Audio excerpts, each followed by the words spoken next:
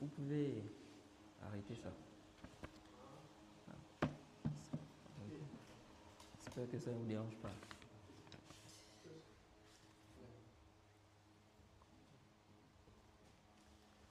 Assalamu alaikum wa rahmatullahi wa barakatuh. Qui va vérifier? Il faut vérifier le direct là, si ça passe, s'il vous plaît. نعم.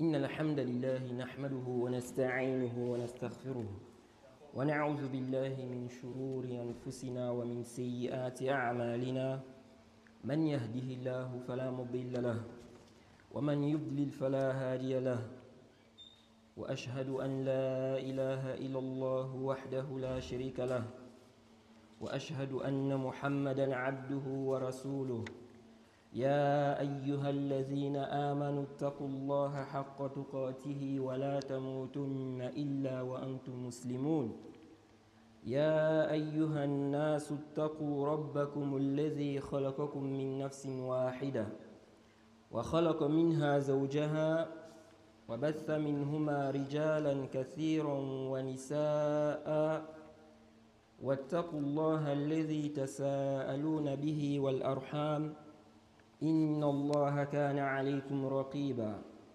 يا أيها الذين آمنوا اتقوا الله وقولوا قولا سديدا يصلح لكم أعمالكم ويغفر لكم ذنوبكم ومن يطع الله ورسوله فقد فاز فوزا عظيما أما بعد. Louange à Allah, le créateur des cieux et de la terre, on le loue pour tout ce qu'il nous accorde comme bien, comme grâce. Et on lui demande de prier sur son prophète Mohammed sallallahu alayhi wa sallam, sa famille, ses compagnons et tous ceux qui les ont suivis jusqu'au jour de la rétribution. Celui qu'Allah a guidé, personne ne peut l'égarer. Celui qu'Allah a égaré, personne ne peut le guider. Nous sommes toujours dans l'explication du livre du Cheikh al-Islam Ibn Taymiyyah, qu'Allah lui fasse miséricorde. Raf'ul malam anil a'immatil a'lam. Lever le blâme envers les éminents imams. Alors on a terminé avec les 10 causes qui ont été citées, n'est-ce pas, par le Cheikh al-Islam Ibn Taymiyyah. C'est-à-dire les causes qui font en sorte qu'un savant, n'est-ce pas, contredise un texte, un hadith. Et donc là, le Cheikh al-Islam va maintenant rentrer dans d'autres questions liées, n'est-ce pas, au sujet de l'excuse. Alors avant de continuer, on va d'abord résumer ce qui a précédé. Jay? Hein? Ah, il vous l'a allumé. Ah, le split. Je pense que ça va. Naam. Donc, le Cheikh al-Islam nous a cité 3 grandes causes qui font en sorte que le savant, n'est-ce pas, contredise un texte. Il a dit premièrement, il ne croit pas que le prophète a dit cela. Ok? Pour le savant, le prophète n'a pas dit cela. Donc, il va donner un avis, n'est-ce pas, qui est contraire à ce qui est venu dans le texte. Deuxièmement, il croit que le prophète a dit, n'est-ce pas, ce qui est mentionné dans le texte, mais qu'il n'a pas visé, n'est-ce pas, ce que les gens citent, ce que les gens, n'est-ce pas, mentionnent comme avis. Ok? Donc, il ne croit pas que le prophète a visé ce que les gens mentionnent comme avis en se basant sur ce texte-là. Et troisièmement, il croit que le texte a été abrogé. Ok? Ou que ça doit être interprété, ou que c'est faible. Donc il a cité ces causes-là, ces 3 causes-là de manière générale. Ensuite, il a détaillé ça. Il a détaillé ça en 10 causes. Premièrement, il a dit, le hadith n'est pas parvenu au savant. Ça, c'est la première cause. Donc le savant n'a pas reçu le texte. Ok? Il a cité des exemples par rapport à cela, en commençant par les compagnons du prophète Mohammed sallallahu alayhi wa sallam. Deuxièmement, La deuxième cause, le savant a reçu le texte. Le texte lui est parvenu. Mais le texte n'est pas prouvé chez lui à cause des rapporteurs. OK? Ou bien ce n'est pas rapporté avec une chaîne de transmission rattachée. Et donc, n'est-ce pas, il voit que le texte est faible. Troisièmement, le texte lui est parvenu avec une chaîne de transmission, mais il croit que c'est faible à cause, n'est-ce pas, de certaines conditions. OK? À cause de certaines choses dont il estime que ça vient affaiblir le texte. Vous voyez? Par exemple, il croit que celui qui rapporte le récit n'a pas entendu le récit de celui de qui il rapporte. OK? Ou bien que le rapporteur dans la chaîne de transmission, n'est-ce pas, il a eu une période de confusion dans sa vie. Donc à cause de ça, il ne va pas suivre, n'est-ce pas, ce qui est dit dans le texte. Quatrièmement, le récit lui est parvenu, ok, mais il a mis des conditions pour accepter, n'est-ce pas, l'information du rapporteur qui est juste. Ok? Il a mis quoi? Non. Il a mis des conditions, ok, pour accepter le récit du rapporteur qui est juste. Et d'autres savants ne sont pas d'accord avec lui à ce sujet. Ok? Cinquièmement, cinquième cause, le savant, n'est-ce pas, connaît le hadith, mais il a oublié. Ok?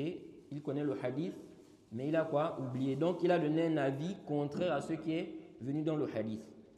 Sixième cause, le savant ne connaît pas le sens, n'est-ce pas, de ce qui est visé dans le texte. Donc, quoi? Dans le hadith. Septième cause, il connaît le sens qui est, n'est-ce pas, mentionné, mais il dit que ça ne prouve pas, ça ne justifie pas tel ou tel avis. Ok? Que ça ne justifie pas tel ou tel avis. On ne doit pas comprendre de ce texte ceci ou cela. Huitièmement, huitième cause, il voit qu'il y a des contradictions au niveau des indications. Ok? Quelque chose pour lui prouve, n'est-ce pas, que telle parole dans le hadith n'est pas visée. Neuvièmement, il voit que le texte contredit un autre argument, un autre texte, qui est à la base un argument recevable. Ok? Et donc, il voit que ça prouve que le hadith, n'est-ce pas, en question, est soit faible ou bien abrogé. Ok? Ou on doit faire quoi? Ou on doit faire une interprétation de ce hadith. Ensuite, la dixième cause, ici, il voit que le texte est contredit par un autre argument dont il croit que c'est authentique, alors qu'en réalité, cet argument n'est pas authentique. Donc, il voit que ce texte-là est contredit par un autre argument, n'est-ce pas? Et il estime que cet argument est correct, alors qu'en réalité, ce n'est pas un argument qu'on peut prendre pour contredire le texte. Ça, ce sont les 10 causes que le Cheikh al-Islam a citées ici, de façon résumée. Ensuite, il dit فَهَذِهِ الْأَسْبَابُ الْعَشَرَةُ فَهَذِهِ الْأَسْبَابُ الْعَشَرَةُ ظَاهِرَةٌ. Il dit, ces 10 causes-là, donc les 10 causes qu'il a citées là, sont apparentes. Il dit, وَفِي كَثِيرٍ مِنَ الْأَحَادِيثِ يَجُوزُ أَنْ يَكُونَ لِلْعَالِمِ حُجَّةٌ فِي تَرْكِ الْعَمَلِ بِالْحَدِيثِ لَمْ نَطَّلِعْ نَحْنُ عَلَيْهَا. Il dit donc que dans beaucoup de hadiths, il est possible que le savant ait un argument qui a fait en sorte qu'il délaisse, n'est-ce pas, la pratique qui est mentionnée dans le hadith. Ok? Donc, il s'est basé sur un argument.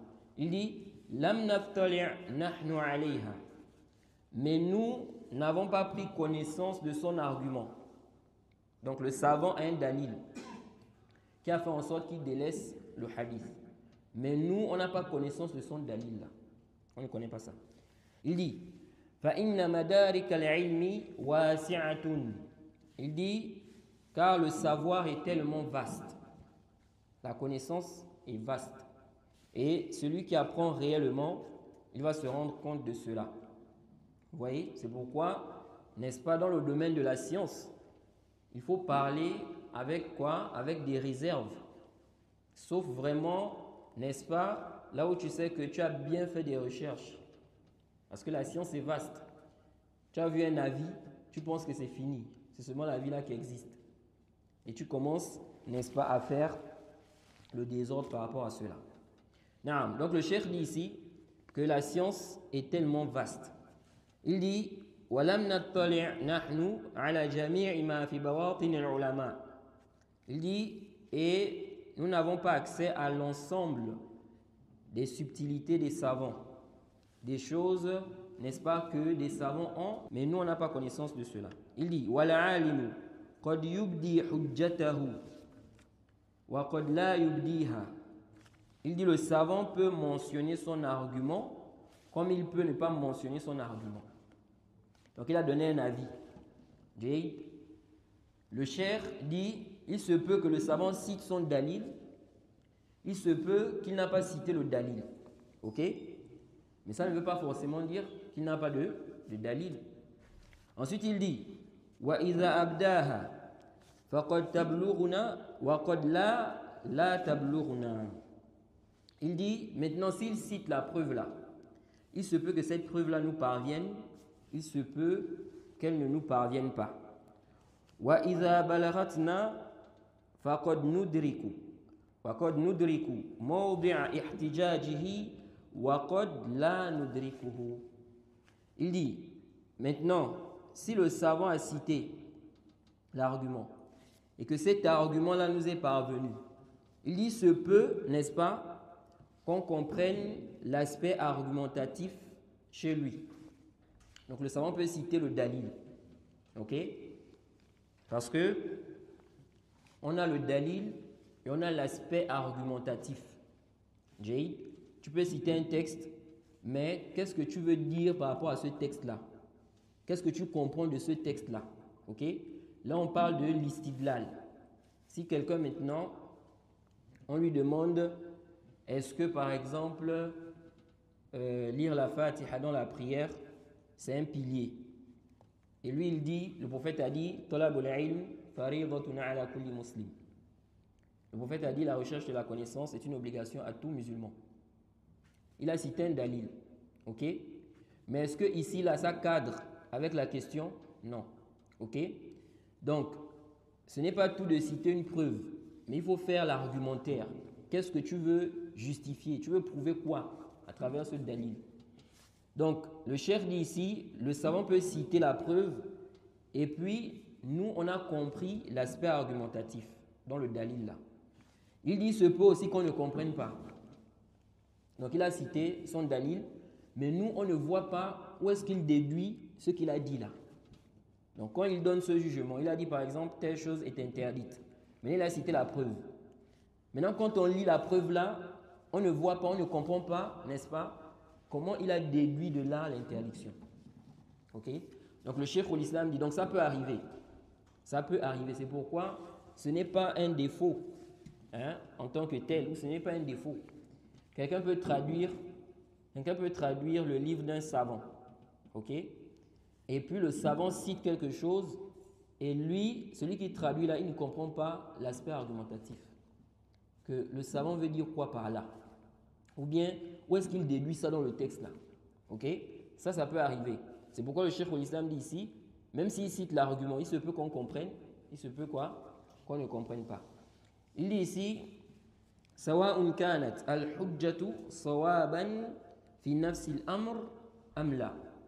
Donc il dit même si naam, que l'argument en question là soit juste en réalité ou non. Ok? Donc il se peut que le savant ait raison dans son dalil là, même si nous on n'a pas compris. Ok? Comme il se peut qu'il ait tort. Il dit ici, lakin nahnu wa in jawwazna hadha فلا يجوز لنا أن نعدل عن قول ظهرت حجته بحديث صحيح وافقه طائفة من أهل العلم إلى قول آخر قاله عالم يجوز أن يكون معه ما يدفع به هذه الحجة وإن كان أعلم. Le Cheikh l'Islam dit, même si, n'est-ce pas, nous émettons cette éventualité-là, même si on dit qu'il y a cette possibilité-là, donc le savant peut avoir un argument, nous on n'a pas connaissance de ça. Ok? Ok, parce que souvent, il y a des gens, surtout les fanatiques là, ceux qui sont fanatiques concernant les mazahib là. Parfois, vous allez voir dans des masaïl, quelqu'un va dire, non, ça c'est la position du tel savant, mais ce n'est pas juste. Parce qu'en réalité, il n'y a pas d'argument.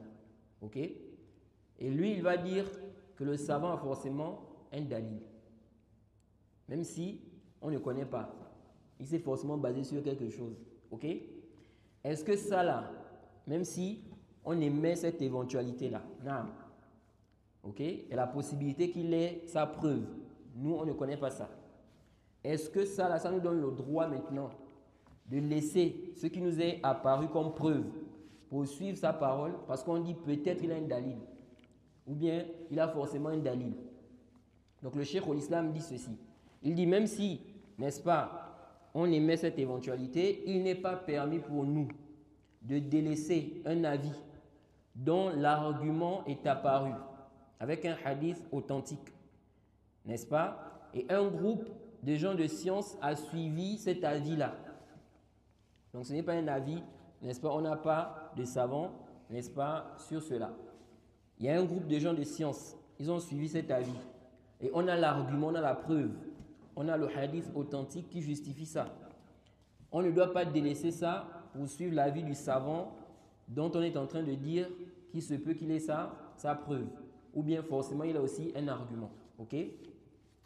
Donc il dit, on ne doit pas délaisser ça pour suivre la parole de ce savant-là. Ok, même si, n'est-ce pas, on émet cette éventualité que il a quoi? Il a certainement ce qui va rejeter ou il a forcément ce qui va réfuter notre argument là. Ok, il dit même s'il est le plus savant. Il dit même s'il est le plus savant. Donc même s'il est a'lam, on ne doit pas délaisser la preuve pour cela. Il dit iz tatarruqul khata إلى آراء العلماء أكثر من تطرقه إلى الأدلة الشرعية. Il dit parce que, n'est-ce pas, l'erreur est plus fréquente dans les avis des savants que dans les preuves de la législation. Ok? Donc, si on doit supposer qu'il y a une erreur ici, là, c'est plus dans l'avis du savant, là, dont on n'a pas quoi? Sa preuve. Ok? Il dit فإن الأدلة الشرعية حجة الله على جميع عباده بخلاف رأي العالم.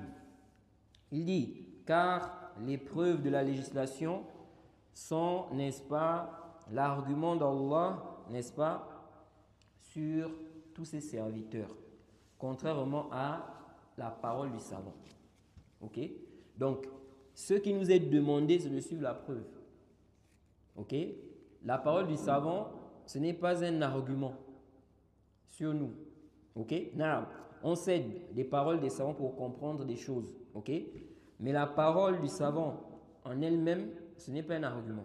Donc, on doit tous suivre les preuves. Donc, du moment où on a la preuve est là pour nous, on ne doit pas délaisser quoi? Cela. Ok? Pour suivre l'avis du savant dont on ignore son argument, en se disant peut-être il a un dalil, etc. Ça, c'est lorsqu'on a la preuve déjà évidente, claire. Il dit وَالدَّلِيلُ الشَّرْعِي يَمْتَنِعُ أَنْ يَكُونَ خَطَأً إِذَا لَمْ يُعَارِضْهُ دَلِيلٌ آخَرُ. Il dit la preuve législative, il n'est pas possible qu'elle soit une erreur. Ok? S'il n'y a rien, s'il n'y a pas une preuve qui, n'est-ce pas, la contredit. Ok? La preuve législative, il est impossible qu'elle soit quoi? Une erreur. S'il n'y a pas quoi? Un autre argument qui la contredit. Il dit وَرَأْيُ الْعَالِمِ لَيْسَ كَذَلِكَ. Mais l'avis du savant, ce n'est pas la même chose. وَلَوْ كَانَ الْعَمَلُ بِهَذَا التَّجْوِيزِ ولو كان العمل بهذا التجويز جائزا لما بقي في أيدينا شيء من الأدلة التي يجوز فيها مثل هذا. Le Cheikh l'Islam dit, si, n'est-ce pas, on autorise cette éventualité-là, ok, alors il ne nous resterait plus de preuves. On n'aurait plus de preuves réellement, n'est-ce pas, dans les questions dans lesquelles cette éventualité est émise. Ok? Ça veut dire que si on disait que on va délaisser la preuve pour suivre l'avis du savant, dont on ignore la preuve, sous prétexte qu'il a peut-être une preuve, il a peut-être un argument, ok? Sous prétexte qu'il a peut-être un argument, le Cheikh l'Islam dit, si on va comme ça là, on n'aura plus d'arguments. Ok? On n'aura pratiquement plus d'arguments dans les questions où il y a cette hypothèse-là. Donc, à chaque fois qu'il y a cette hypothèse-là, que le savant, n'est-ce pas, il a, n'est-ce pas, un argument dont on ignore, à chaque fois, on va délaisser le dalil, ce qu'on a comme preuve pour suivre ici l'avis du savant. Il dit, donc dans ce cas, on n'aura plus d'arguments. Il dit ici, donc dans ces questions-là, il dit lakin al-gharad annahu fi nafsihi qad yakunu ma'zuran fi tarkihi lahu wa nahnu ma'zurun fi tarkina li hadha at-tark. Il dit l'objectif ici, l'essentiel ici est de comprendre que le savant peut être excusé, ok, dans le fait qu'il ait délaissé la preuve qui nous est parvenue là, ok. Il dit, et nous aussi, nous sommes excusés dans le fait de délaisser son avis. Ok? On n'a pas suivi son avis parce qu'il n'y a pas de preuve. Il dit, on est excusé. Il dit ici, وَقَدْ قَالَ سُبْحَانَهُ تِلْكَ أُمَّةٌ قَدْ خَلَتْ لَهَا مَا كَسَبَتْ وَلَكُمْ مَا كَسَبْتُمْ وَلَا تُسْأَلُونَ عَمَّا كَانُوا يَعْمَلُونَ. نعم. Ensuite, il a cité un verset où Allah a dit, voilà une génération bel et bien révolue. À elle ce qu'elle a acquis et à vous ce que vous avez acquis. Et on ne vous demandera pas compte de ce qu'ils faisaient. Il dit, Allah dit également, فَإِن تَنَازَعْتُمْ فِي شَيْءٍ فَرُدُّوهُ إِلَى اللَّهِ وَالرَّسُولِ. Il dit, Allah a dit, si vous divergez sur quoi que ce soit, renvoyez cela à Allah et à son messager. Vous voyez? Donc s'il y a divergence, on a de renvoyer ça au kitab wa sunna et non à la parole du savant. Ok? Donc si le savant, on n'a pas vu d'argument, ok? Il n'a pas mentionné l'argument, mais nous on a vu une preuve qui montre le contraire de sa position là. C'est ce qu'on doit suivre. Ok? Et comme le cheikh a dit ici, le savant peut être excusé. Il dit ici, وَلَيْسَ لِأَحَدٍ أَنْ يُعَارِضَ الْحَدِيثِ عَنِ النَّبِيِّ صَلَى اللَّهُ عَلَيْهِ وَسَلَّمَ بقول أحد من الناس. Le Cheikh l'Islam dit وليس لأحد أن يعارض الحديث عن النبي صلى الله عليه وسلم بقول أحد من الناس. Personne n'a le droit de contredire le hadith du prophète, n'est-ce pas, par la parole de quiconque, peu importe qui il est, même un compagnon du prophète, même si c'est Abu Bakr, le meilleur, n'est-ce pas, des compagnons. Ok? Et ça, il n'y a même pas de divergence là-dessus. C'est pourquoi même les savants, bien que les savants, n'est-ce pas, bien que les savants aient divergé sur la parole du compagnon, est-ce un argument ou pas? Ok? Mais même les savants qui ont dit que la parole du compagnon est un argument, ils sont d'accord que si la parole du compagnon contredit la parole du prophète, on laisse la parole du compagnon. Ok? On suit la parole du prophète. Donc ça, c'est un consensus. Et même les compagnons du prophète, c'était ça leur position. Ok? Il dit ici là, كما قال ابن عباس رضي الله عنهما لرجل سأله عن مسألة. Il dit comme Ibn Abbas a dit à un homme qui lui a posé la question sur une question. فأجابه فيها بحديث. Il lui a donné la réponse Il lui a donné la réponse en citant un hadith. فَقَالَ لَهُ, il lui a dit, قَالَ Abu Bakr wa Omar. Donc on dit ici que celui qui est venu poser la question, Ibn Abbas, lui a dit que Abu Bakr et Omar ont dit. Donc lui il a cité le hadith et lui dit qu'Abu Bakr et Omar ont dit. قال ابن عباس رضي الله عنهما يوشك أن تنزل عليكم حجارة من السماء أقول قال رسول الله صلى الله عليه وسلم وتقولون قال أبو بكر وعمر. Il dit se peut que des pierres descendent du ciel sur vous. Je vous dis que le messager a dit et vous dites qu'Abu Bakr et Omar ont dit. Bon, ce récit-là, bien qu'il soit célèbre, mais en réalité, on ne le trouve pas rapporté avec sa chaîne de transmission. Jaïd, avec ces termes-là. Même si le sens, n'est-ce pas, le sens ici, là, il est quoi? Le sens est juste, ok? Mais il y a plusieurs athars qui vont dans ce sens-là. Par exemple, il a été rapporté de façon authentique dans le Sahih Muslim, le numéro 1233. D'après, n'est-ce pas, Wabara, il dit ici, alors que j'étais assis en compagnie d'Ibn Omar, une personne s'est approchée de lui et lui a dit, donc il était assis avec Ibn Omar, quelqu'un est venu. Il a dit à Ibn Omar, est-il juste que je fasse la circumambulation autour de la Kaaba avant de venir à Arafat? Donc, est-ce qu'il demande à Ibn Omar, est-ce qu'il peut faire le tawaf avant d'aller à Arafat? Ibn Omar répondit, oui. Et qu'est-ce qu'il a dit? Donc, celui qui est venu poser la question, il rétorqua. Mais Ibn Abbas dit, ne fais pas la circumambulation autour de la Kaaba avant de venir à Arafat. Donc, il vient poser la question à Ibn Omar. Et Ibn Omar lui donne le jugement. Ok? Et lui, il dit, mais Ibn Abbas dit de ne pas faire cela. Ibn Omar répondit, le messager d'Allah, sallallahu alayhi wa sallam, a effectué le hajj et a fait la circumambulation autour de la Kaaba avant d'aller à Arafat.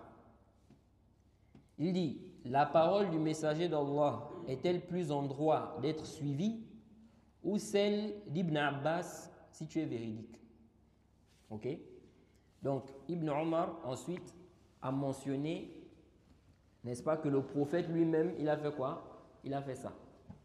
Ensuite, il lui a dit, c'est la parole du prophète qui est plus en droit d'être suivie ou bien la parole de qui? D'Ibn Abbas. Ok? Et comme a expliqué An-Nawawi dans son explication du Sahih Muslim, il dit, quand il lui dit ici, si tu es véridique, ok, c'est-à-dire si tu es véridique dans ton islam, si tu es véridique dans ton islam et dans ton suivi du messager d'Allah, ok, donc si vraiment tu es véridique, que tu suis le prophète, n'est-ce pas, tu dois suivre qui ici? Le prophète qui a fait, ou bien Ibn Abbas qui dit quoi? Qu'on ne le fait pas. Vous voyez? Donc le Cheikh l'Islam cite ça, il a cité ici ce athar-là, pour dire quoi? Pour dire qu'on n'a pas le droit de contredire ce qui est rapporté authentiquement du prophète pour suivre la parole de quiconque. Ok? Du moment où ça contredit la parole du prophète Muhammad sallallahu alayhi wa sallam. Il dit ici, وَإِذَا كَانَ التَّرْكُ يَكُونُ لِبَعْضِ هَذِهِ الْأَسْبَابِ فَإِذَا جَاءَ حَدِيثٌ صَحِيحٌ فيه تحليل أو تحريم أو حكم فلا يجوز أن يعتقد أن التارك له من العلماء الذين وصفنا أسباب تركهم يعاقب لكونه حلل الحرام أو حرم الحلال أو حكم بغير ما أنزل الله. Il dit donc, si maintenant on a compris que le délaissement du hadith, n'est-ce pas, le fait que le savant délaisse le hadith peut se faire, n'est-ce pas, à cause de certaines de ces causes qu'on a citées là. Il dit, si on a un hadith qui est authentique, ok, et dans ce hadith là, il y a la permission d'une chose ou bien l'interdiction d'une chose, ou bien il y a un jugement.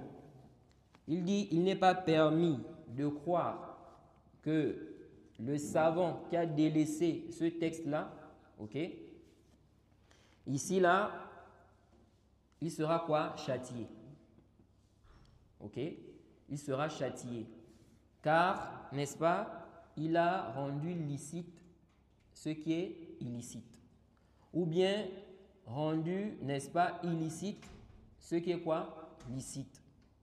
Ou bien il a jugé avec, n'est-ce pas, avec une chose, n'est-ce pas, contraire à ce qu'Allah a révélé. Non. Donc le Cheikh l'Islam veut dire quoi ici? Il se peut qu'un savant ait donné un avis sur un sujet. Il a dit par exemple telle chose est halal. Alors qu'en réalité, on a un texte qui montre que c'est haram. Ce n'est pas halal. Le Cheikh l'Islam dit, on ne doit pas croire que ce savant-là, il sera châtié. Pourquoi? Parce que ici, là, il a quoi? Il a rendu halal ce qui est quoi? Haram. Ok? Il dit ici, وَكَذَلِكَ إِنْ كَانَ فِي الْحَدِيثِ وَعِيدٌ عَلَى فِعْلٍ. Il dit de même si dans le hadith, il y a une menace, n'est-ce pas, concernant un acte. Il dit min la'natin aw ghadabin, min la'natin aw ghadabin aw 'adhabin aw nahwi dhalik. فلا يجوز أن يقال إن ذلك العالم الذي فعل ذلك أو أباحه داخل في هذا الوعيد.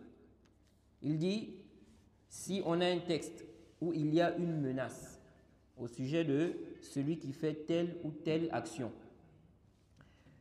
il dit ici, comme la malédiction, ok, ou bien il y a la colère d'Allah sur celui qui fait telle ou telle chose, ou bien il y a un châtiment, et ce qui est semblable à cela. Il dit ici, il n'est pas permis de croire que le savant qui a fait cela, ou bien qui a autorisé la chose-là, il est inclus dans cette menace-là. Ok? Il y a une menace qui est venue concernant le fait, par exemple, de faire en sorte que le vêtement dépasse les chevilles. Ok? Maintenant, il y a un savant. Il voit que c'est permis. Et il fait en sorte que son vêtement dépasse les chevilles. Ok? Et c'est un sujet à divergence entre les savants. Et malheureusement, il y a des gens qui ont exagéré aussi dans ce sujet-là. Vous voyez? Ils ont pris le sujet-là même pour classer des gens. Celui-là est salafi, celui-là n'est pas salafi. Donc si quelqu'un, on le voit, il fait traîner le vêtement là, on dit, ah, lui là, son manhaj là, il a des problèmes dans le manhaj. Vous voyez? Alors que non, c'est un sujet à divergence entre les gens de la sunna. Ok? Donc il se peut que la personne soit convaincue de l'autre avis. Donc ici là par exemple, tu ne vas pas dire, bon, comme dans le hadith, il y a une menace là-bas pour celui qui fait ça. Donc le savant là, n'est-ce pas, il est concerné. Ok? Le Cheikh l'Islam dit ici que وَهَذَا مِمَّا لَا نَعْلَمُ بَيْنَ الْأُمَّةِ فِيهِ خِلَافًا. Il dit, on ne connaît aucune divergence dans la Ummah concernant cela. Ok? Donc ce qu'il a dit là, on ne doit pas croire que comme le savant là a donné cet avis là, donc il est inclus dans la menace là. Il dit, on ne connaît aucune divergence dans la Ummah concernant cela. Il dit, illa shay'an yuhka an ba'd al-mu'tazila. Il dit, sauf, n'est-ce pas, ce qu'on rapporte de certains mu'tazilati Baghdad. Certains mu'tazila de Baghdad. Ok? Misla Marisi wa adrabihi. Donc comme Al-Marisi et ses semblables. Bien évidemment, le khilaf, la divergence des gens de l'innovation ne prend pas ça en compte. Ok? Ce qu'on prend en compte, c'est la divergence entre les savants de la sunna, entre les gens de la sunna. C'est pourquoi lorsqu'on parle de divergence, même dans certaines questions de croyance là, il y en a, ils ont peur. Et donc, ils vont rejeter cette réalité-là. On dit non, si on dit ça, les Ahl Bid'ah vont dire que donc on peut diverger dans la croyance. Non. cette divergence qui est acceptée, c'est entre les gens de la sunna. C'est entre les gens de la sunna. Ça veut dire que maintenant, quelqu'un qui vient avec une divergence concernant la croyance, ce n'est pas un avis chez les gens de la sunna. On ne prend pas ça en compte. On ne prend pas ça en compte. Il dit ici, وَأَنَّهُمْ زَعَمُوا أَنَّ الْمُخْطِئَ مِنَ الْمُجْتَهِدِينَ يُعَاقَبَ عَلَى خَطَئِهِ. Ok? Donc, ceux-là, ces Mu'tazila, ils ont dit quoi? Ils ont dit que le mujtahid, il sera puni pour son erreur. Ok? Il dit وَهَذَا لِأَنَّ لُحُوقَ الْوَعِيدِ. Donc, pourquoi le Cheikh l'Islam a dit ça? Qu'on ne doit pas croire que le savant sera châtié. Il dit وَهَذَا لِأَنَّ لُحُوقَ الْوَعِيدِ لِمَنْ فَعَلَ الْمُحَرَّمِ مشروط بعلمه بالتحريم مشروط بعلمه بالتحريم أو بتمكنه من العلم بالتحريم. Le Cheikh l'Islam dit parce que le fait que la menace s'applique sur celui qui a fait ce qui est interdit, c'est conditionné par sa connaissance de l'interdiction. Ok? Donc, il y a une menace, naam, mais il faut qu'il ait connaissance de cela. Il a connaissance que c'est interdit, mais il fait. Quant à celui qui a fait ce qui est haram, c'est interdit, il est tombé dans ça, mais il ne savait pas, ok, la menace ne va pas s'appliquer sur lui. Il dit donc, il faut qu'il ait connaissance ou bien qu'il ait la possibilité de connaître, ok, et il a été quoi? Négligent. Il dit, فَإِنَّ مَنْ نَشْأَ بِبَادِيَةٍ أو كان حديث عهد بإسلام وفعل شيئا من المحرمات غير عالم بتحريمها لم يأثم لم يأثم ولم يحد وإن لم يستند في استحلاله إلى دليل شرعي. Le Cheikh l'Islam dit, certes, celui qui a grandi, n'est-ce pas, dans un endroit éloigné, la campagne ou le désert, ok? Ou bien il est nouvellement converti à l'islam, il vient d'entrer dans l'islam, ok? Et puis il fait une chose qui est interdite, sans savoir que c'est interdit, ok? Il dit, il n'a pas le péché. Il n'a pas quoi? Le péché. Quelqu'un vient de se convertir par exemple, ok? Et il ne sait pas, par exemple, que la musique est haram dans l'islam. Il n'a pas le péché. Ok? Il dit aussi, on ne va pas, n'est-ce pas, lui appliquer la peine. Donc si c'était une chose où on doit appliquer une peine, ok? Lui, il a fait cela, il ne savait pas, on n'applique pas la peine sur lui. Il dit, même si il ne s'est pas basé, n'est-ce pas, sur un argument législatif pour autoriser, pour considérer halal la chose qu'il a eu à faire là. Ok? Donc, même s'il ne s'est pas basé sur une preuve législative.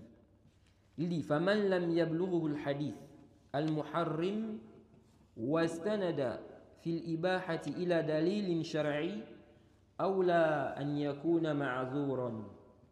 Il dit, et donc celui-là, n'est-ce pas, qui n'a pas reçu la preuve, le hadith, dans lequel il y a l'interdiction, et qui s'est basé pour autoriser la chose, il s'est basé sur une preuve législative, une preuve, n'est-ce pas, recevable à la base. Il dit, celui-là, a fortiori, il est excusé. Donc le Cheikh l'Islam veut dire, celui-là même, qui ne s'est pas basé sur une preuve, ok? Mais comme il vient de se convertir, ou bien il est dans un endroit éloigné, ok? Il a autorisé une chose, ou bien on va dire il a fait ce qui est illicite, mais il ne savait pas. Mais il ne s'est pas basé sur, n'est-ce pas, une preuve pour considérer que c'est licite. Il dit celui-là, il n'a pas le péché. On ne lui applique pas la peine. Il dit, que dire alors de celui qui s'est basé sur une preuve? Pour faire quoi? Pour dire que la chose est autorisée. Ok? Celui-là aussi, a fortiori, il est excusé. Il dit, وَلِهَذَا كَانَ هَذَا مَأْجُورًا مَحْمُودًا لِأَجْلِ اجْتِهَادِهِ. Ensuite, le Cheikh l'Islam dit, C'est pour cela, celui-là aura quoi? Il aura même la récompense à cause de son effort. Ok? Donc, celui qui s'est basé sur une preuve, il a cherché, il veut connaître le hukm, il a fait des efforts. Ok? Mais il n'a pas vu juste. Ok? Le Cheikh al-Islam dit quoi? Il aura la récompense. Ensuite, il a cité, n'est-ce pas, le verset où Allah a parlé de Daoud et Suleiman. Donc le Cheikh al-Islam va maintenant citer les preuves qui justifient ce qu'il a dit là.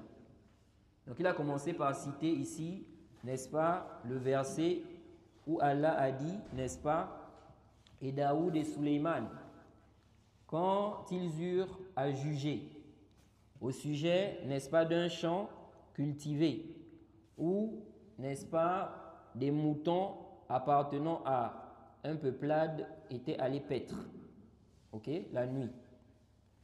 Donc, le prophète Daoud et le prophète Suleiman ont donné, n'est-ce pas, un jugement sur un conflit.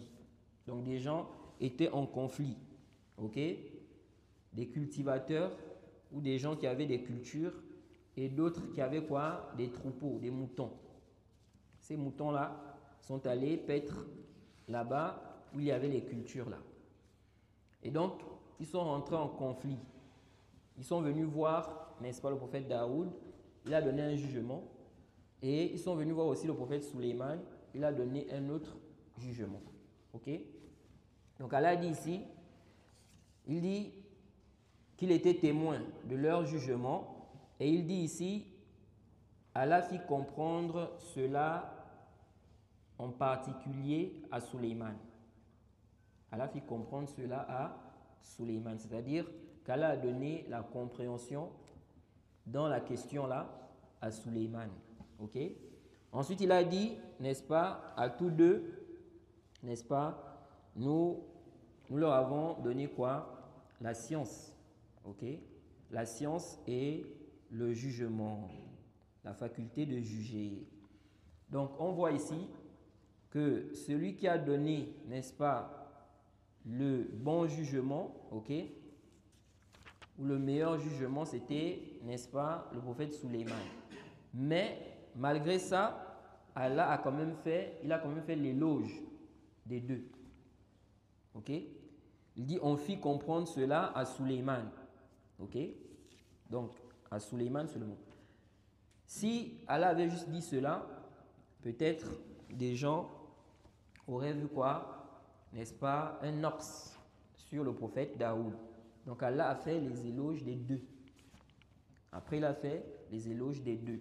Donc, le Cheikh al-Islam veut dire quoi? Il veut dire par là qu'un savant peut donner un jugement, il se trompe, il a fait un ijtihad, mais ce n'est pas pour autant qu'il doit forcément être quoi? Blâmé.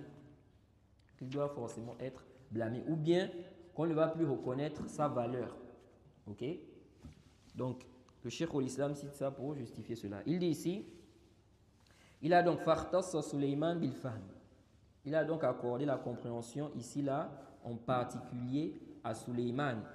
Wa athna alayhima bil ilmi wal hukm. Jayid. Wa athna alayhima bil ilmi wal hukm.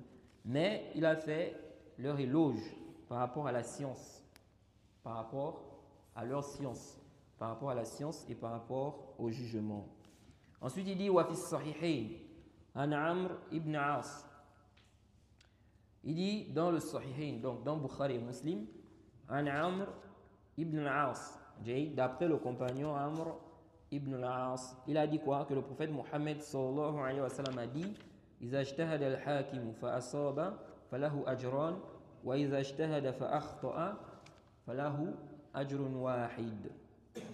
Le prophète a dit, si le hakim, le juge, fait un effort de réflexion pour avoir, n'est-ce pas, ou bien pour donner un jugement, et qu'il a vu juste, il a deux récompenses. Et on avait déjà expliqué ici, là, que le savant a le même jugement que le juge. Parce qu'il y a des gens aujourd'hui aussi, ils apportent des shubhat. Ils en ont dit le hakim, le juge. Ok? Donc ils veulent quoi? C'est pour blâmer les savants. Vous voyez? Le savant a le même jugement que le juge. Parce que le savant, en réalité, il juge. Ok? Quand il dit ça, c'est halal, ça c'est haram. il a donné un jugement, ok, sur un sujet. Donc il a le même jugement.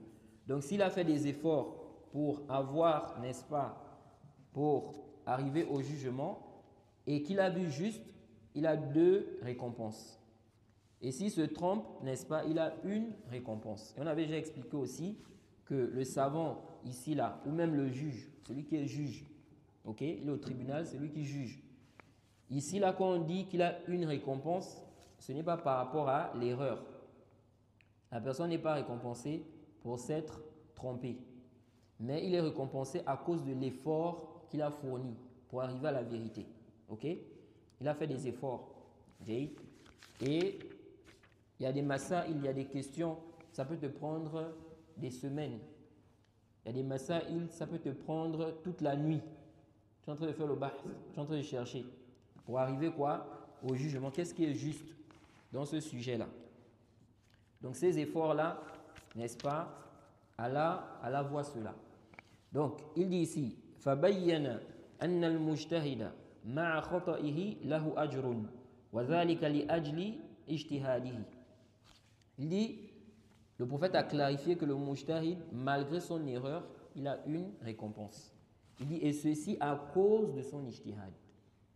Ok, donc ce n'est pas à cause de l'erreur. Il dit, wa khata'uhu maghfurun lahu.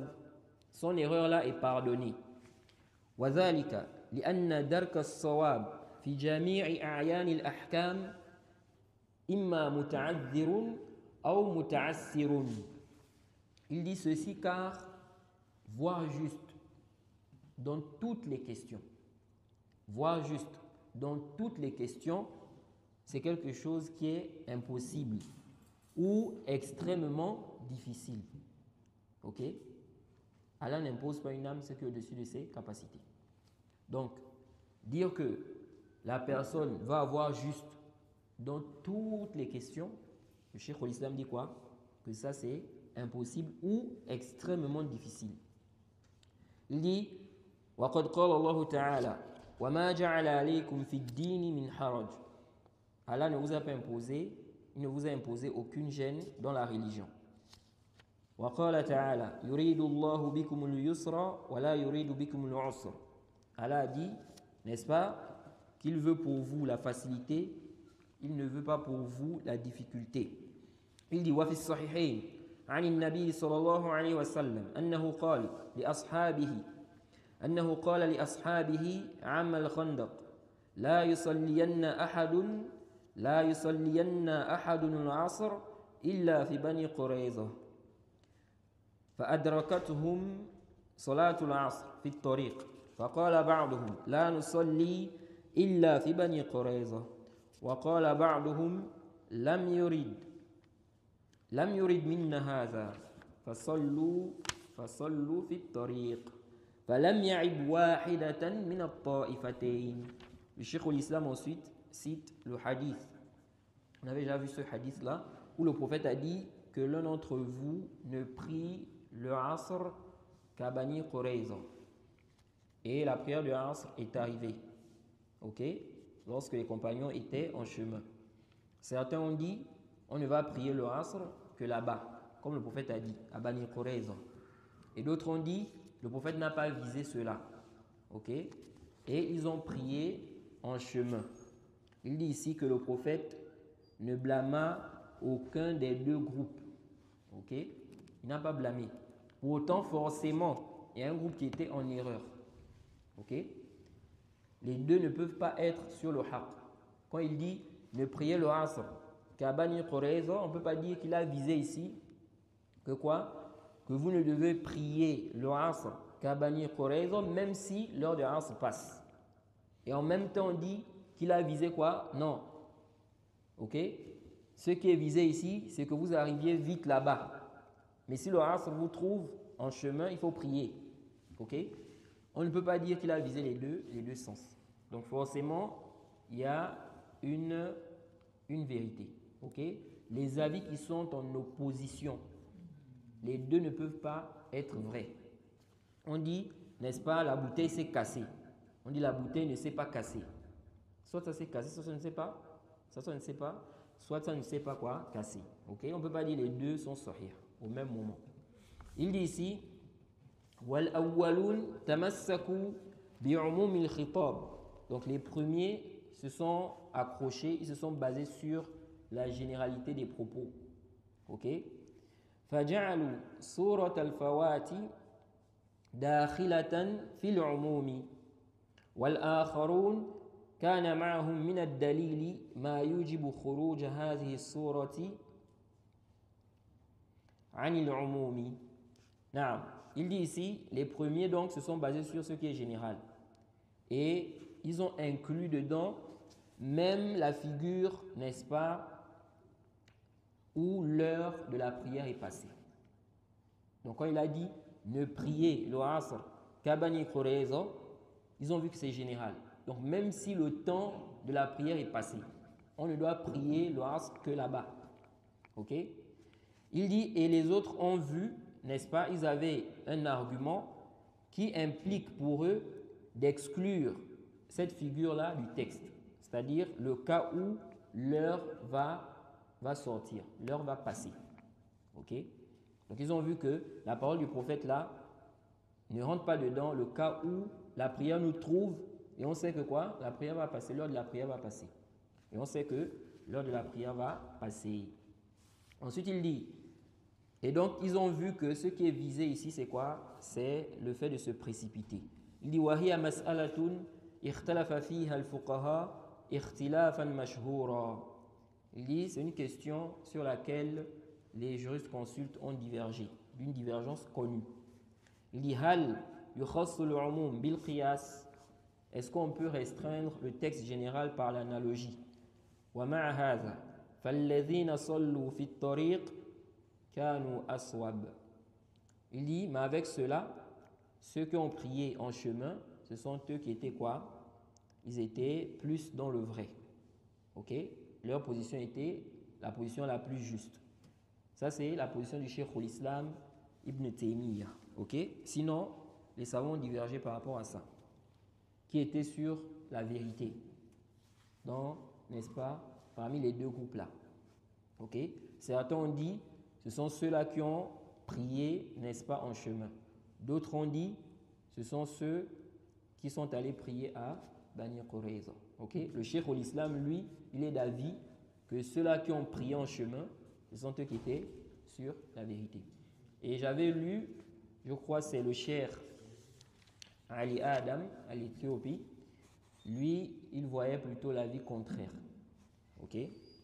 Que ceux qui étaient sur le haqq ici, ce sont ceux-là qui sont allés prier, n'est-ce pas, à Bani Qurayza. Parce qu'il disait ce qui apparent du texte.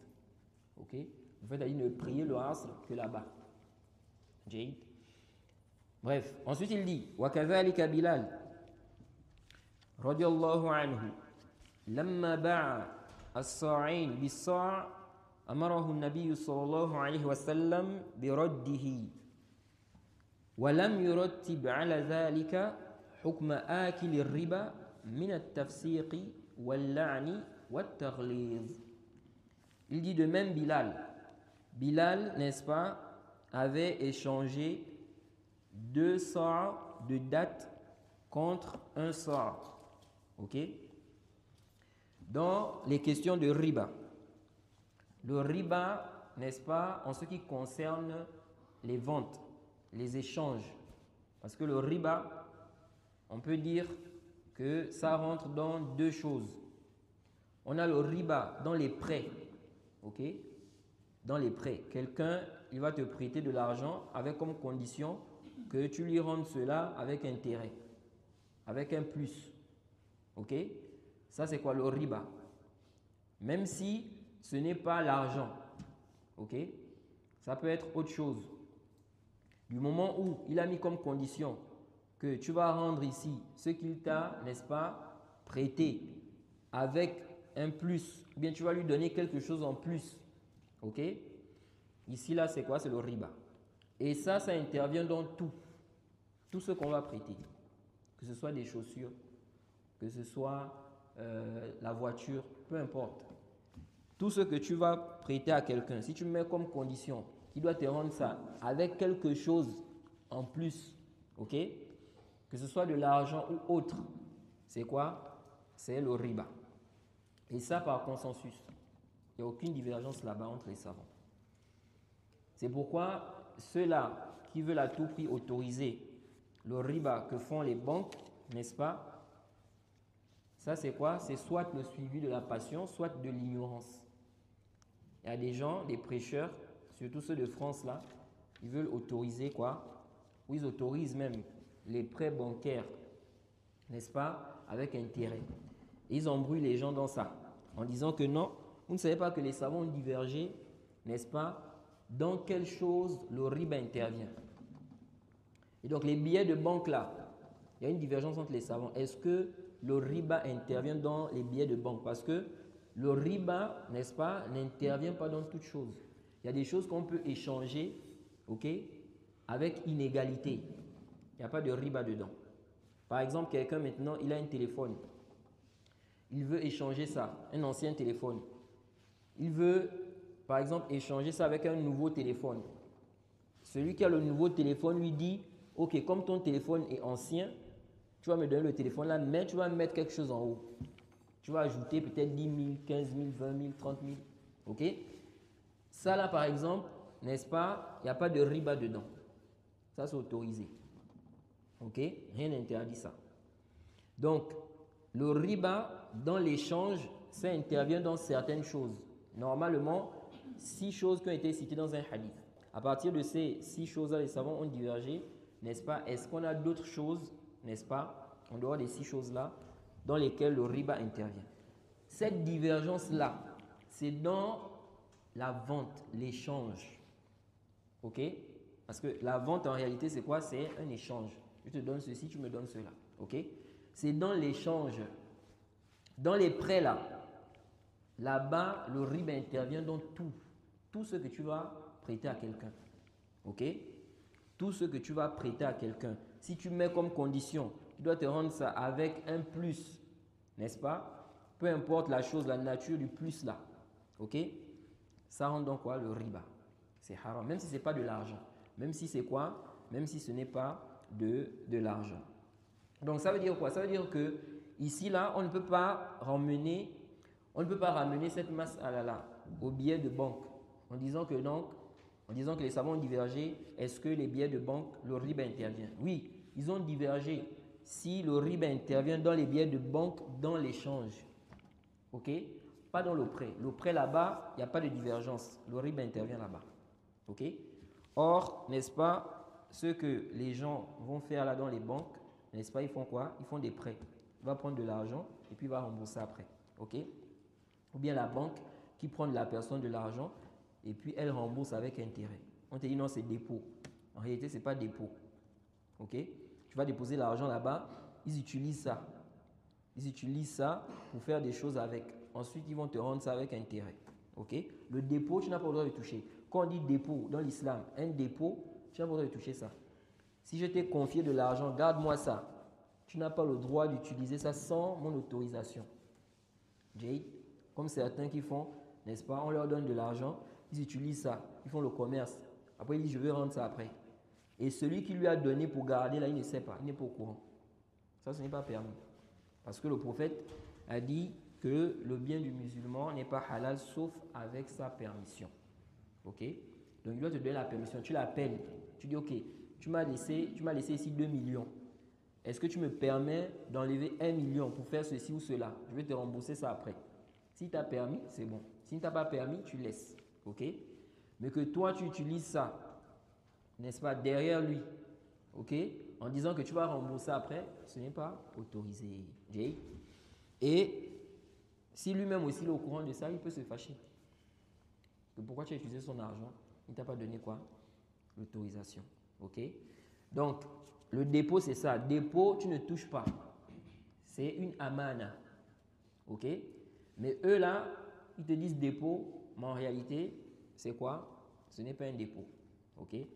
Donc, ici là, les choses qui ont été citées, dans lesquelles le riba intervient, ok? Les 6 choses qui ont été citées, le sel, n'est-ce pas? Hein, le zahab, le fidda, les dates, etc. Ces choses-là, ok, les savants ont débattu. Est-ce qu'on va faire l'analogie avec d'autres choses qui n'ont pas été citées? Ok? Et de là, ils ont divergé sur la cause. Pourquoi on a cité les 6 choses-là? Donc, à partir de la cause, on pourra voir, n'est-ce pas, que d'autres choses qui n'ont pas été citées ont le même jugement.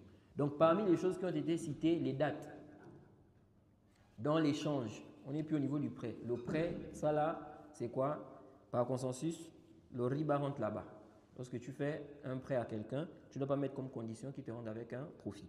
Mais si tu as rendu avec un profit, sans que vous n'ayez mis ça comme condition, ça c'est permis. Quelqu'un, par exemple, t'a prêté 10 000. Maintenant, toi, quelqu'un t'a prêté 10 000. Maintenant, toi, tu vas lui rendre les 10 000 là avec, par exemple, 5 000. Donc, tu lui donnes 15 000. OK? Ici, là, c'est autorisé si vous n'avez pas mis ça comme condition. OK? L'interdiction, c'est de mettre ça comme condition. Que ce soit verbalement ou bien par le urf. OK? Donc, soit il t'a dit, ok, je te prête, mais tu vas me rendre ça avec tant. Ok? Ou bien tu me rends tant. Ou bien ils ont écrit ça. Ou bien le urf. Donc, il n'a pas dit, mais c'est connu. C'est connu que celui-là, quand il fait les prêts, on rend avec quoi? Intérêt. Tout le monde connaît ça dans le quartier là. Ok?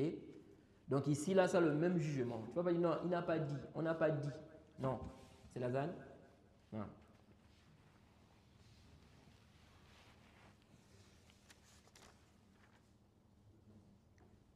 Il demandait la permission pour partir?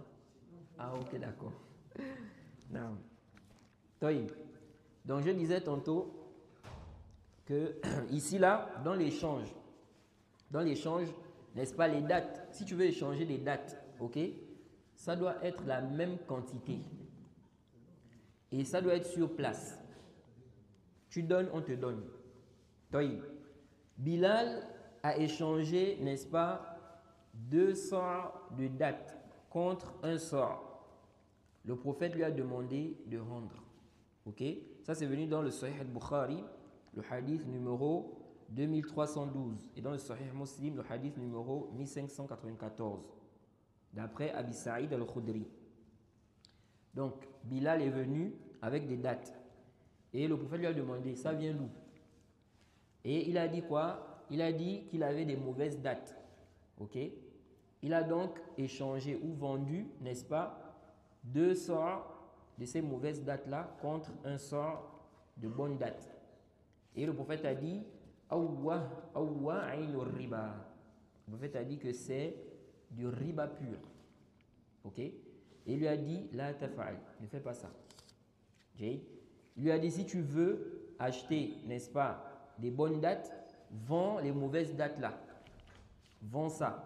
Maintenant, l'argent que tu vas avoir avec là, achète maintenant les bonnes dates. Ok?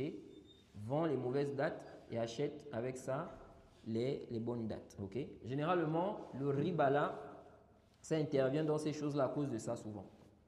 C'est-à-dire, la personne voit que ce que tu as, c'est ancien. Ou bien la valeur est quoi? Elle est basse. Et donc, à cause de ça, il va te demander de donner plus. Vous voyez? Ça peut être au niveau même de l'or. Vous échangez de l'or. Ou bien les sacs de riz, comme ça se passe chez nous au Gabon là-bas. Ici, là, je ne sais pas si vous faites ça, mais chez nous au Gabon, c'est fréquent. Pendant, n'est-ce pas, la fin du Ramadan, là, lorsqu'on donne Zakat al-Fitr, il y a des gens qui donnent des sacs de riz. Et les sacs de riz, là, il y a le riz qui est parfumé et il y a le riz qui n'est pas parfumé. Vous avez ça aussi, sinon? Le riz parfumé, le riz non parfumé. Non. On sait bien que le riz parfumé, c'est de meilleure qualité. Donc, souvent, il y a des frères qui prennent des sacs de riz. Maintenant, il y a un autre, ou bien il y a d'autres frères qui prennent des sacs parfumés. Donc, parfois, ils veulent les changer. Ils nous disent, ah, moi, je veux le riz parfumé. Donne-moi le riz parfumé.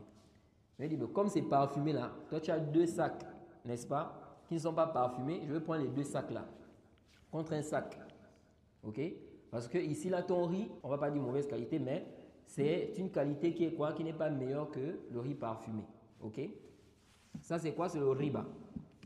C'est le riba. Parce que le riz, n'est-ce pas, rentre dans les choses dans lesquelles le riba intervient lorsqu'on échange. Donc, le riz, là, quand tu échanges le riz, ça doit être la même quantité. Ok? Donc, ici, là, Bilal a fait quoi? Il a échangé ça. Le sang c'est quoi? C'est 4 amdad. Ok? 4 amdad. C'est l'ordre de l'azan? Non.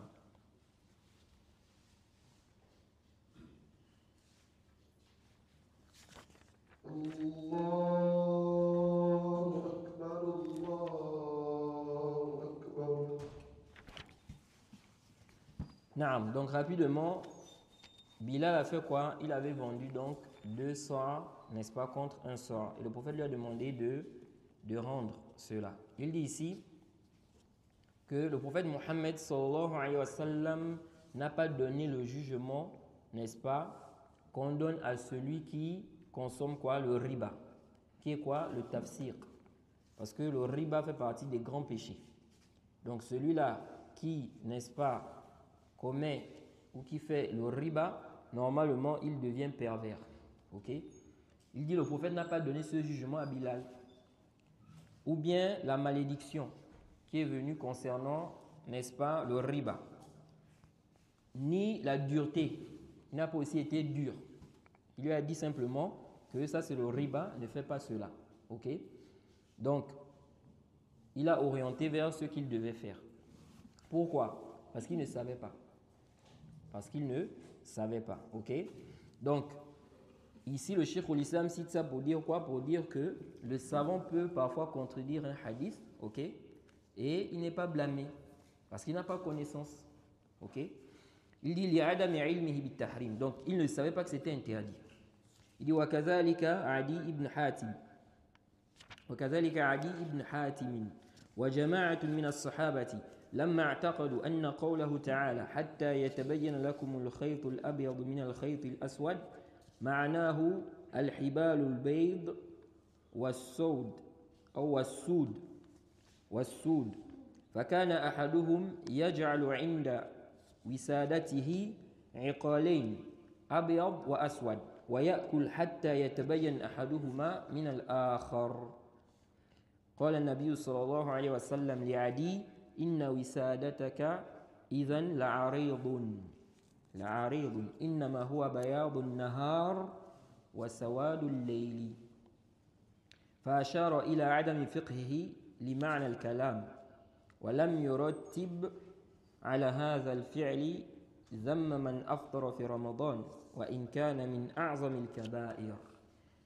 Le Cheikh al-Islam dit de même ce qui s'est passé avec certains compagnons lorsqu'ils ont cru que le verset voilà dit mangez et buvez concernant le jeûne là jusqu'à ce que se distingue pour vous le fil blanc du fil noir. On avait déjà vu ça. Ils ont pensé qu'il s'agit ici de 2 ficelles, l'une blanche et l'autre noire. Et qu'est-ce qui s'est passé? L'un d'entre eux mettait quoi? 2 fils, le blanc et le noir. Et il mangeait jusqu'à ce que quoi? Il va distinguer les 2 fils là. Parce que comme on disait, à l'époque, ce n'était pas comme aujourd'hui, on a les lampadaires, la lumière, etc. Ok? C'était dans le noir. Donc, jusqu'à ce qu'il va pouvoir distinguer les 2 fils là, là il va arrêter. Ça veut dire que la journée sera déjà quoi? Elle va apparaître. Ok? Et il va dépasser même le temps qui est quoi? La limite où tu dois arrêter. Et donc, il mangeait jusqu'à ça. Ok? Et donc, il mangeait jusqu'à ce temps-là. Il dit ici que le prophète Mohammed sallallahu alayhi wa sallam a dit que ton oreiller doit être bien large. Et il lui a dit quoi? Il s'agit plutôt de la lumière du jour et de l'obscurité de la nuit. Il dit, le prophète ici ne l'a pas blâmé. Comme, n'est-ce pas, on blâme, n'est-ce pas, celui qui a rompu son jeûne, ou bien celui qui a rompu pendant le Ramadan. Même si ça fait partie, n'est-ce pas, des plus grands péchés. Vous voyez? Celui qui ne jeûne pas pendant le Ramadan, ça fait partie des plus grands péchés. Même si c'est vrai que ça ne fait pas sortir de l'islam. Ok? Parce qu'il n'y a pas de preuve dans le Coran ou dans la Sunna authentique, n'est-ce pas, qui justifie que celui qui ne jeûne pas, il est mécréant. Mais ça fait partie des plus grands péchés. Donc, ici, là, il n'a pas, on va dire quoi? On va dire ici qu'il a rompu, qu'il n'a pas jeûné. Ok? Il n'a pas jeûné là où il fallait qu'il jeûne. Ok? Il dit, mais le prophète ne l'a quoi? Il dit, mais le prophète ne l'a pas blâmé. Ok? Pourquoi? Parce qu'il ne savait pas. Il avait mal compris, n'est-ce pas, le verset. Donc ça montre quoi? Ça montre ici que le savant peut ne pas être blâmé, même s'il a contredit quoi? Un texte. Je pense qu'on va s'arrêter là pour prendre les questions. Bi-iznillahi ta'ala.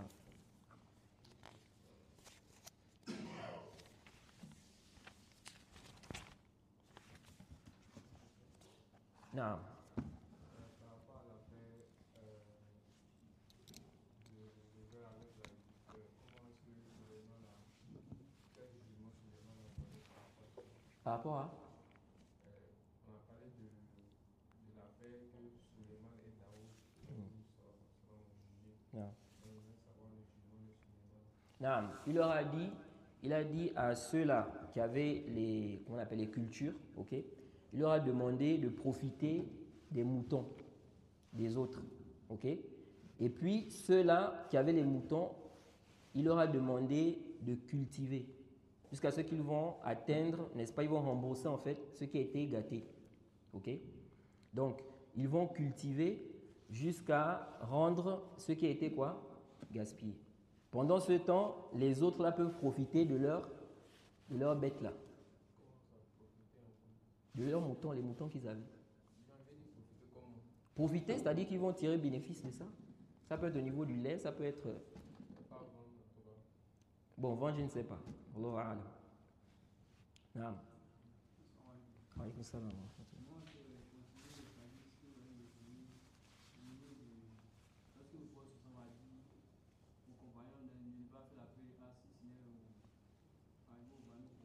Naam. Naam.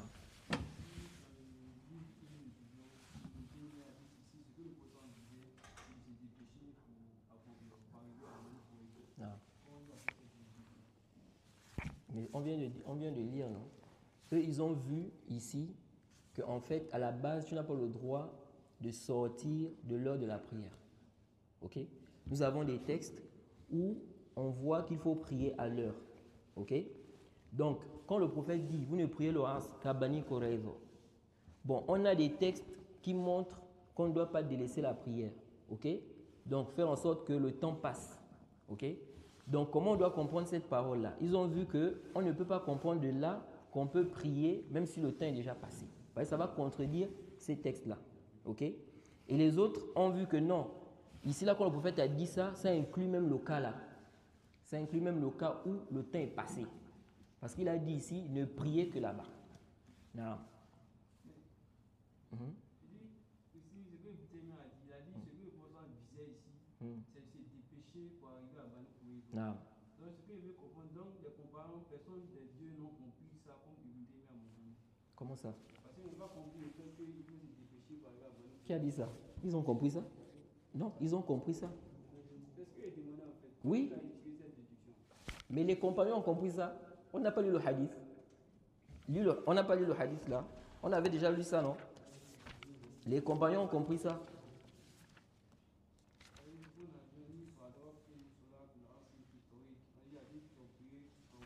Ils ont dit quoi? Il y a d'autres qui ont fait la prière. Non. Et les autres ont dit quoi? Il y a d'autres qui ont fait lorsqu'ils sont arrivés à Bani Kouré. Oui, ceux qui ont prié en chemin là, ils ont dit quoi? Ils ont dit le prophète n'a pas visé ça. Ils ont dit ça. C'est là où ils ont tiré ça. Ok? Non. Oui?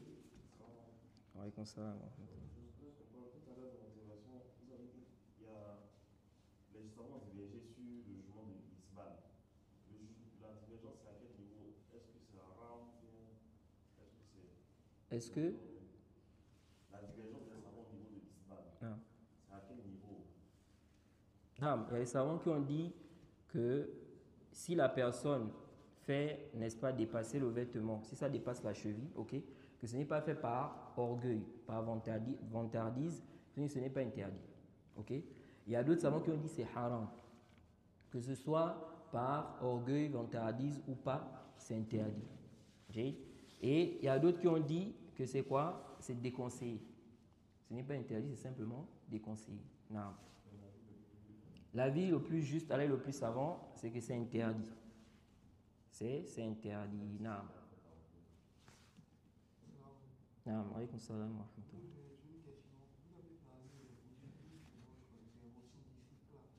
Deux.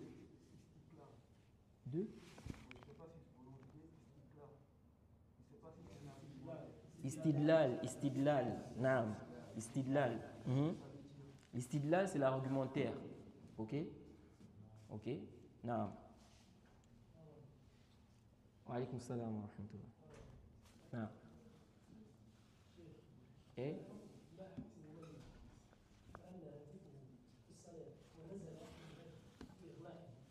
man طيب طيب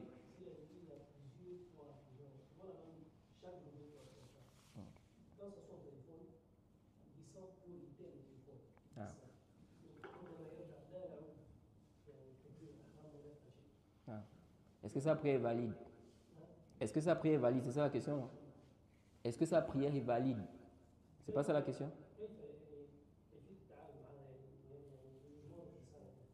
C'est ça. Est-ce que sa prière est valide? C'est pas ça la question? Salatu sahiha am la? ايش سؤالك؟ جيد. Naam. Le Cheikh Ibn Uthaymin avait répondu à une question similaire. Celui qui fait ça, ce que le frère a cité ici là, s'il le fait, n'est-ce pas, par ignorance, la prière est valide. Ok? Mais s'il le fait en connaissance, la prière n'est pas valide. La prière n'est pas quoi? Valide. Mais s'il le fait par ignorance, sa prière est valide. Non. Eh? ما فهمت؟ لو فعله جاهلا طيب صلاته صحيحة. لو فعله عالما صلاته باطلة. فهمت؟ طيب.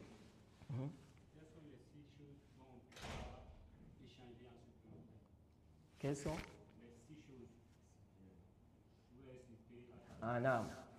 نعم. Non, vous faites dire al-zahab bil-zahab, al-fidda bil-fidda, al-burr bil-burr, le blé, donc l'or, l'argent, le blé, al-sha'ir bil-sha'ir. Comment on appelle le sha'ir en français? C'est hein? Non. L'orge. Donc, al-zahab bil-zahab, al-fidda bil-fidda, al-tamr bil-tamr, les dates, al-sha'ir bil-sha'ir, l'orge, al-burr, le blé. Et le milh, le sel, ce sont ces 6 choses-là. L'argent, on peut comprendre ça comment en fait? L'argent, c'est dans la question du zahab et le fidda, l'or et l'argent. Parce que le prophète a dit al-zahab bil-zahab, al-fidda bil-fidda.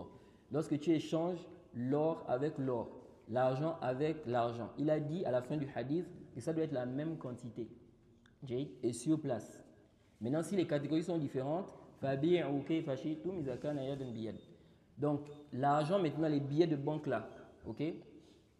Les savants d'abord, avant d'arriver là, les savants ont divergé sur les 6 choses là qui ont été citées là. Quelles sont les causes? Pourquoi le prophète a cité les 6 choses là? Les savants ont divergé. Certains savants ont dit par exemple, lorsqu'on a cité le bourr, donc le blé, le sha'ir et tout ça, ils ont dit on a cité ça parce que ce sont des nourritures. Donc, tout ce qui est nourriture, le riba intervient dans ça. Ok? Nous avons dit non. Ce n'est pas ça. C'est parce qu'on pèse ça, etc., etc. Donc, il y a eu tout un débat. Maintenant, le zahab et le fidda aussi, ils ont divergé. Pourquoi le prophète a cité l'or et l'argent? Ok? Certains savants ont dit, il a cité ça, n'est-ce pas? Parce que c'était considéré comme des moyens qui permettaient de quoi? D'évaluer les choses. Ok? Et donc, ils ont dit, comme à notre époque, là, on évalue les choses à travers quoi? Les billets, là. Donc, ça prend le même jugement. Ok? Et il y a d'autres savants qui ont limité, n'est-ce pas, la chose à l'or et l'argent. Donc, ils voient que les billets de banque là, le riba n'intervient pas dans cela. Quand on fait l'échange.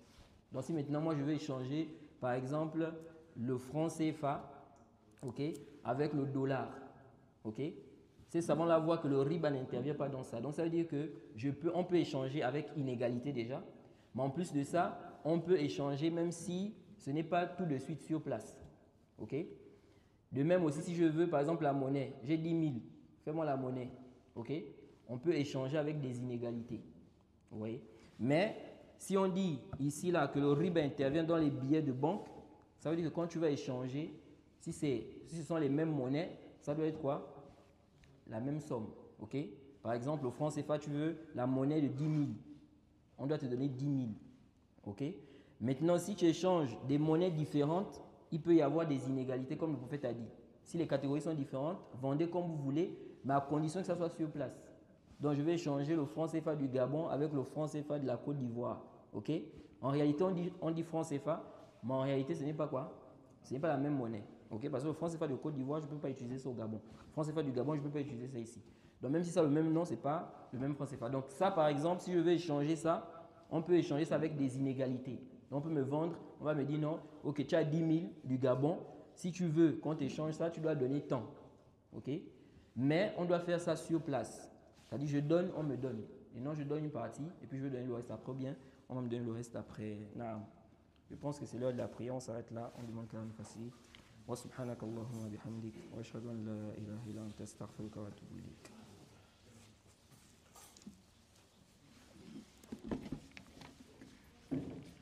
الله أكبر الله أكبر أشهد أن لا إله إلا الله أشهد أن محمدا رسول الله حي على الصلاة حي على الفلاح قد قامت الصلاة قد قامت الصلاة الله أكبر لا إله إلا الله.